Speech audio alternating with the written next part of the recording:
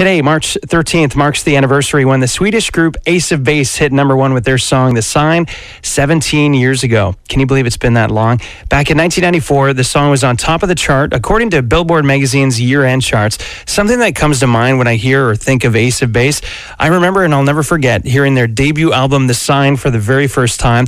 I was on a class trip and I recall being somewhere in the middle of one of those orange school buses with a bunch of classmates. I couldn't have been any older than 11 years old, and I was in northern Saskatchewan where I grew up.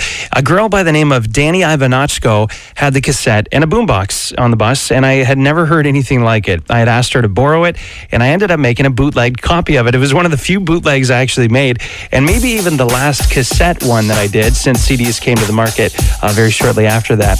As a kid, I remember not really understanding it, but I had this feeling. It was a feeling I had. I couldn't describe it at that time.